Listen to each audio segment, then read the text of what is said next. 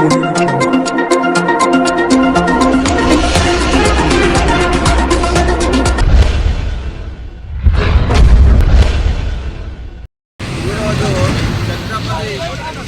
మహారాజ్ జయంతి సందర్భంగా జాతీయ బీసీ సంక్షేమ సంఘం కామారెడ్డి జిల్లా శాఖ ఆధ్వర్యంలో ఇక్కడ లోకల్ జిల్లా కేంద్రంలోని కామారెడ్డి జిల్లా కేంద్రంలోని ఇంటర్నేషనల్ హోటల్ పక్కన ఉన్నటువంటి శివాజీ విగ్రహం దగ్గర జయంతి వేడుకలను నిర్వహించడం జరిగింది. మరి శివాజీ మహారాజ్ యొక్క ఆశయాలను వారి యొక్క స్ఫూర్తిని తీసుకొని మన బహుజనులందరూ కూడా ముందుకు వెళ్ళాలని చెప్పేసి ఈ సందర్భంగా తెలియజేస్తూ ఉన్నాం. మా సంఘం తరఫున మరి జాతీయ స్థాయిలో మా ఆర్ కృష్ణన్న ఏదైతే బీసీల కోసం, బడుగు బలహీన వర్గాల కోసం ఏదైతే కుల మతాలకు అతీతంగా, కులాలకు అతీతంగా పోరాటం చేస్తున్నారో అదే స్ఫూర్తిని మనం కొనసాగించాలని చెప్పేసి. ఎందుకంటే ఛత్రపతి శివాజీ అనే ఆ మహనీయులు కేవలం ఏదో ఒక కులానికి, ఒక మతానికి సంబంధించినటువంటి వ్యక్తి కాదు.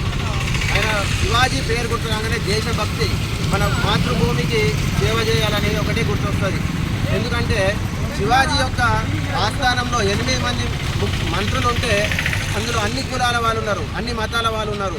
ఎందుకంటే అక్కడ మతాన్ని చూడలేదు, తన దేశభక్తిని చూసిండు.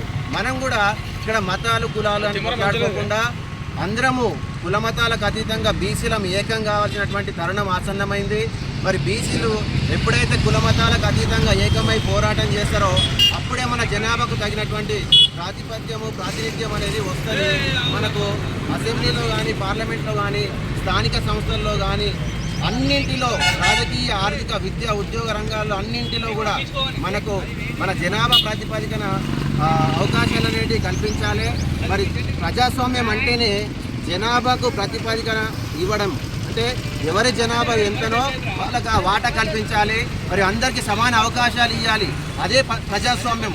మరి మన భారతదేశం ప్రజాస్వామ్య దేశం కాబట్టి మరి బీసీలమైనటువంటి మాకు కూడా ఈ బహుజనులైనటువంటి మా బహుజన ఛత్రపతి శివాజీ మహారాజు ఈ జయంతి సందర్భంగా మేము పిలుపునిస్తున్నాం. మరి బీసీ కులాల వాళ్లకు మరి మిగతా అన్ని కుల మతాలు అన్నీ కూడా అతీతంగా అందరం ఏకం కావాలి.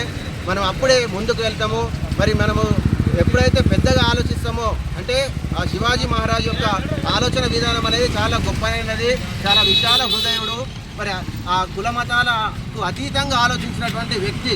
మరి అటువంటి వ్యక్తిని మనం స్ఫూర్తిగా తీసుకుంటున్నాం కాబట్టి మన సంఘము, మన ఆర్ కృష్ణన్న కూడా మాకు మహాభారతంలో ఆ కృష్ణ భగవానుడు ఎట్లయితే మాకు రథసారథిగా ఉండనో మన పాండవులకు, అట్లనే ఇప్పుడు కూడా బీసీలకు రథసారథి అయినటువంటి ఆర్ కృష్ణన్న ఆధ్వర్యంలో మనం యుద్ధం చేస్తున్నాము.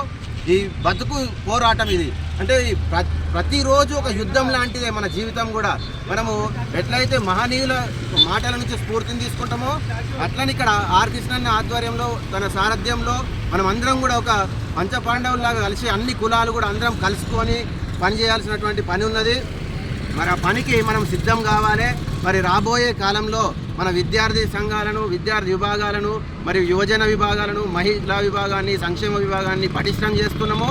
మరి రాబోయే కాలంలో గ్రామాన, గడప గడపకు, ప్రతి మండలంలో సమావేశం ఏర్పాటు చేసి మరి ఎస్సీ, ఎస్టీ, బీసీ, మైనారిటీలు అందరం కూడా, అగ్రవర్ణాల్లో ఉన్న పేదలు కూడా అందరం ఏకమై మరి ముందుకు పోవాలి. మనము ఒక అన్నదమ్ముల్లాగా కలిసి ఉండాలి, ఒక కుటుంబం లాంటిది మన భారతదేశం కూడా. ఎందుకంటే మనం భిన్నత్వంలో ఐక్యము కలిసి ఉన్నాము, ఏకత్వంలో భిన్నత్వం ఉన్నాము. మరి ఆ భిన్నత్వంలో ఏకత్వము మరియు ఏకత్వంలో భిన్నత్వం ఉన్నటువంటి భారతీయ సంస్కృతి సాంప్రదాయాలను ప్రపంచానికి చాటి చెప్పినటువంటి మహనీయుడు, గొప్ప బహుజన చక్రవర్తి అయినటువంటి ఛత్రపతి శివాజీ మహారాజును స్ఫూర్తిగా తీసుకొని మన అందరూ కూడా ముందుకెళ్ళాలని చెప్పేసి ఈ సందర్భంగా తెలియజేస్తా ఉన్నాం. జై శివాజీ, జై భవానీ, జై భవానీ, జై భవానీ. బహుజనుల ఐక్యత, ఎస్సీ, ఎస్టీ, బీసీ, మైనారిటీల ఐక్యత.